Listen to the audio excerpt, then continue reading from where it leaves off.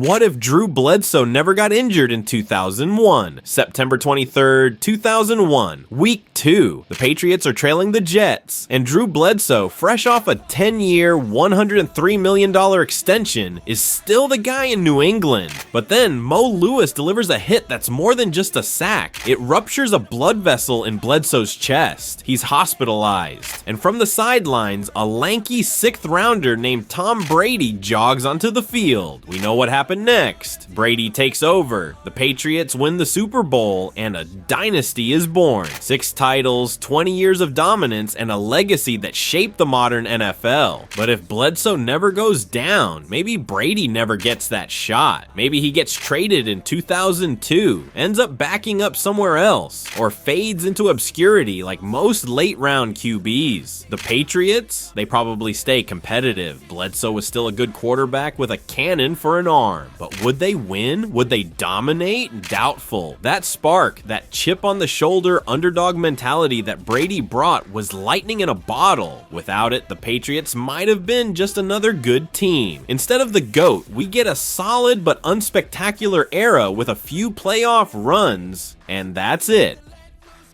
What if the 49ers drafted Aaron Rodgers in 2005? 2005. The Niners have the number 1 pick. They've got their pick of the quarterback crop, and right there, literally a Northern California native, is Aaron Rodgers. But instead, they go with Alex Smith. Safe, polished, just not Rodgers. Rodgers slides all the way to 24th. Green Bay snatches him up. Years later, he's a Hall of Famer, a Super Bowl champ, and one of the most talented passers we've ever seen. But imagine he goes to San Francisco. By 2006 or 2007, he's likely starting. He's throwing to guys like Frank Gore, Vernon Davis, maybe even catching the tail end of Terrell Owens' prime. By 2011, when the Harbaugh-era Niners had one of the nastiest defenses in the league, Rodgers would have been the missing piece. Instead of relying on Alex Smith or Colin Kaepernick, they've got a surgical passer who thrives under pressure. Maybe they beat the Giants in that 2011 NFC Championship. Maybe they win multiple Super Bowls. Rodgers becomes a Bay Area legend, and Green Bay, left scrambling, maybe rolling with Brian Brome, maybe stuck in quarterback limbo for years.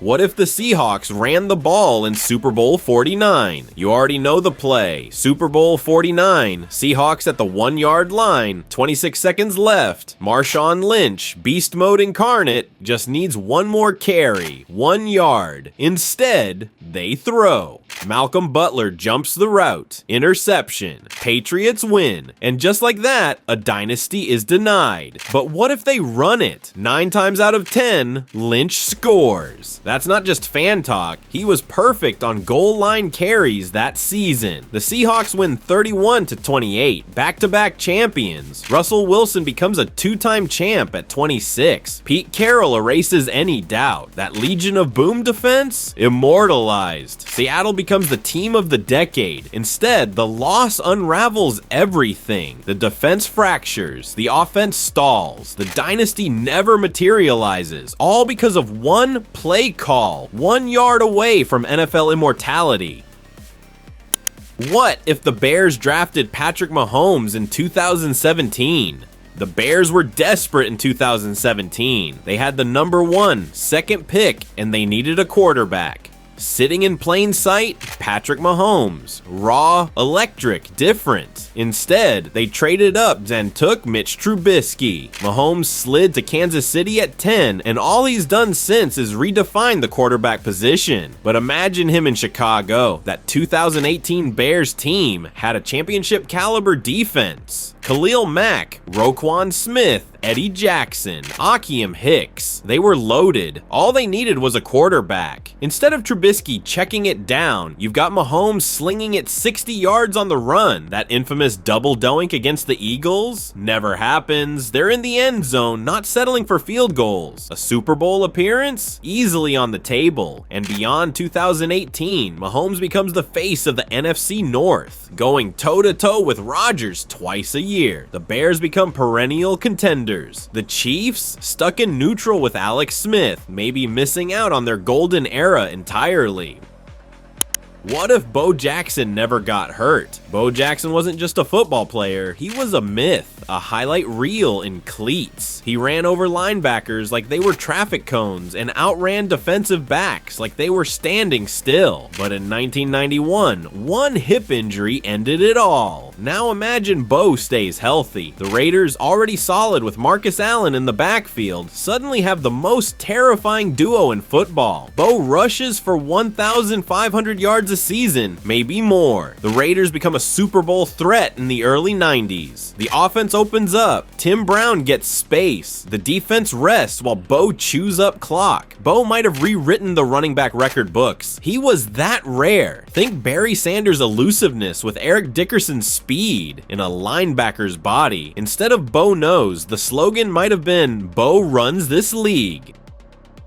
What if the Falcons held the 28-3 lead in Super Bowl 51, 28-3? It's not just a score, it's a scar. The Falcons had the Patriots dead to rights in Super Bowl 51. Then, collapse. Brady mounts the greatest comeback in NFL history, and Atlanta becomes the butt of every meme for the next decade. But what if they just manage the clock? Maybe run the ball, avoid a sack, play it safe. They win 28-17, and history flips. Matt Ryan is a Super Bowl MVP, a lock for Canton. Dan Quinn keeps his job. Kyle Shanahan, suddenly a genius, not the guy who blew it. He might have stayed in Atlanta or walked into San Francisco with a ring already on his finger. That win sets off a Falcons renaissance. Ryan, Julio, and that fast, opportunistic defense dominate the NFC South. Meanwhile, the Patriots lose steam. Brady stays at 4 rings, maybe retires earlier, maybe the GOAT debate shifts. Instead, one collapse defines a franchise. But a few smart plays, and they'd have been legends.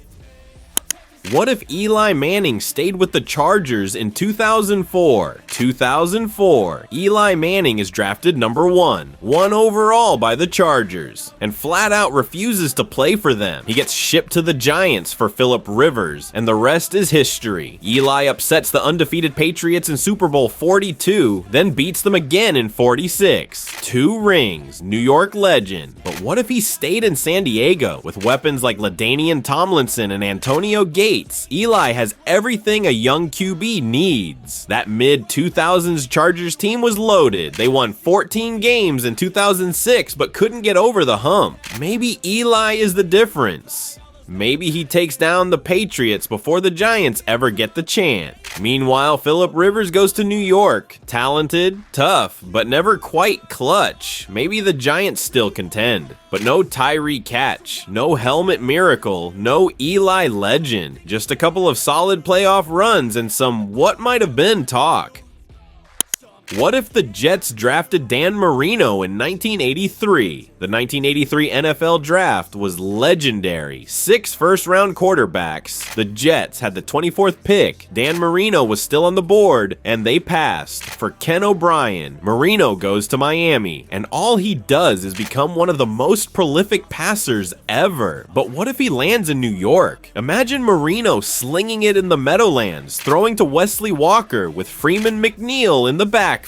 That Jets defense in the mid to late 80s? Legit. Marino could have led them deep into the playoffs, maybe even gotten the ring that always eluded him. The Dolphins probably sink into irrelevance. The Jets, they become a perennial threat, and Marino becomes a Big Apple icon.